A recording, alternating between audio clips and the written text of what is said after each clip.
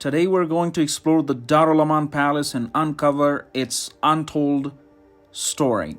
So, to visit Darul Aman, you first need to land at Kabul airport. Afterward, you can hire a taxi, which will typically charge you between 100 to 300 Afghanis. The ride to Darul Aman Palace takes approximately 40 minutes, and after 40 minutes, you're gonna be in the palace. This is the front of the palace, and you can see its massive size. Truly unbelievable. Unfortunately, we are not allowed to explore the inner areas of the palace because it is an official and governmental building. This place that I'm going to show you was supposed to change Afghanistan, but it was left burned and abandoned forever. But this palace wasn't always as magnificent as it is today. Once it was a site of distraction, severely damaged by the wars that ravaged Afghanistan in the past. Built during the reign of King Amanullah Khan in the 1920s, Darul Aman Palace was originally designed to be a symbol of modernity and progress for Afghanistan. The palace was intended to house the royal family and serve as the seat of government, showcasing the country's ambitions for development and modernization.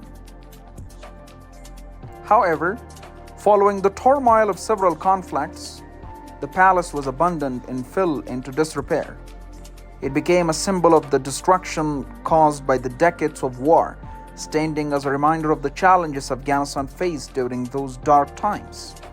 This bologna, along with the buttermilk, costs only 20 Afghanis, which is less than 30 cents of a dollar, which is extremely cheap as per my concern. So the bologna along with the yogurt that you saw, it costs around only 20 Afghanis, which is less than 30 cents of a dollar, and it's very tasty. This Alakosa Company energy drink costs 30 Afghanis, which is around 40 cents, which is I think cheap.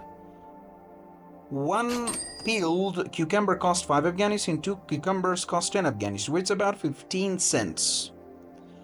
A kilo of pears costs 100 Afghanis, which is around $1.30, which are, as per international fruits, I think it is cheap.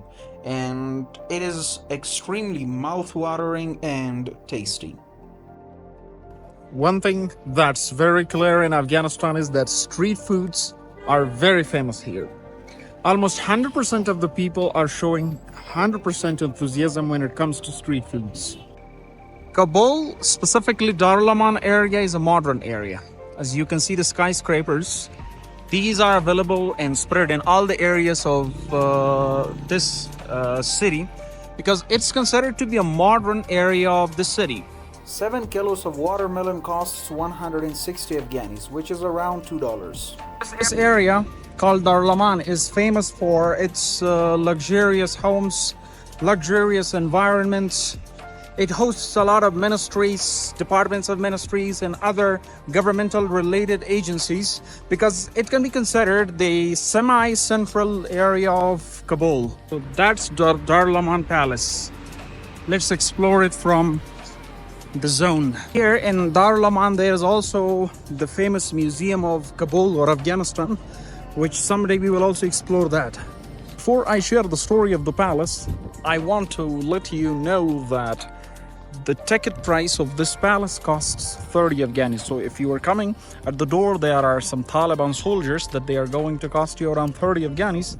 And after that, basically, you're going to be given this paper, which I have folded somewhat, to let you to enter the palace. Before we shoot the palace, this is the surrounding, the right side of the surrounding of the palace, which basically is really scenic and picturesque when it comes to its area. See, we have got a huge masjid here, and we have got another big sort of palace right there, which might be visible to you. That's also a masjid.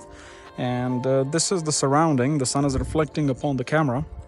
And then basically this is the right side. We'll explore the left side as well. And in the middle of the area, there is the palace. The surroundings of the palace are extremely green and lush, with many facilities and amenities available. Like there is a great place for performing ablutions, a beautifully maintained area for offering prayers, and an excellent area maintained for planting different sorts of plants. Right, you will find such area, and basically this is a water tank which supplies water to all the green and lush area of the palace, and plus it also has an area for getting ablutions. That's the area where you can basically get ablutions. And to that side of the palace, you can offer your prayer. Maybe more than 50 people are working in this area so that they can keep and protect the lush area of the palace, also water them, and also provide some other facilities in this area, both for the tourists and also for the castle. That red one is the motor for cutting the grass. View of the palace from the right side upon entering. In the surroundings of the palace, a lot of excellently tailed stones are put in all the palace so that it could be very convenient and look beautiful when it comes to the people or the tourists when they come here. A lot of new plants have been planted here so that over time the area will look much better in the future. The palace is definitely going to look amazing in the future with the planted plants that are planted nowadays. Structure of the palace definitely looks amazing. Everywhere you will find that they have engineered the area definitely perfectly. This is the area right at the entrance. The structure you see far ahead is the entrance gate to the palace. This green space lies in front of the palace. As you pass through it, your eyes will drawn into the sight of the grand palace itself. Now, let's explore the palace and let's talk about its story. This is Darul Aman Palace, the abode of peace, covering 34,000 square meters, about 8.4 acres, with 3 floors and over 150 rooms. This palace was built to be part of a new modern Afghanistan. It was constructed in the 1920s by King Amanullah Khan, a visionary leader who had just won Afghanistan's independence. He dreamed of turning the country into a modern, progressive nation, and this place was going to be the centerpiece of that transformation. Designed in a bold European neoclassical style by German architects, Darul Aman didn't just stand out, it symbolized the future. It was meant to anchor a brand new capital city called Darul Aman City, but that dream quickly fell apart. After only a few years, Amanullah Khan was overthrown, and the palace was abandoned, crumbled into a ghost of lost dreams. For decades, Darul Aman wasn't a palace of peace, it was a battlefield. Its grand halls were shredded by bullets, its majestic walls hollowed out by fire and time. Some locals even believed it was cursed, haunted by the ghosts of a future that never came. But Afghanistan's story didn't end there, and neither did Darul Aman's. In 2016, something incredible began. After nearly a century of damage and neglect, Afghanistan chose to restore the palace. And by 2019, on the 100th anniversary of independence, Darul Aman stood tall once again, fully rebuilt. Chandeliers sparkling, grand staircases welcoming visitors. The spirit of Darul Aman alive once more. Today, Darul Aman isn't just a building, it's a symbol of resilience. A reminder that no matter how many times something is broken, it can be rebuilt, stronger, prouder, and more beautiful than ever.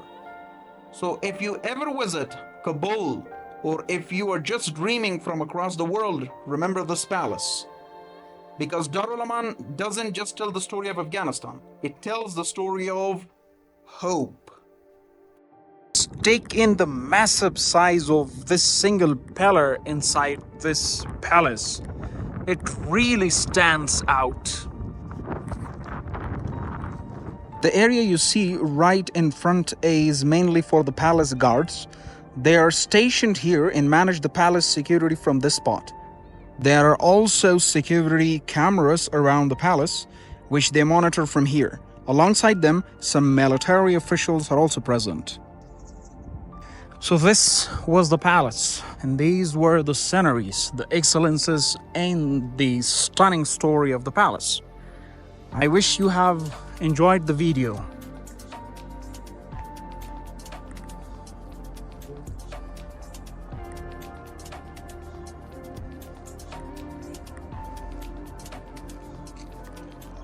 Stay tuned for upcoming videos. Thank you so much for your time.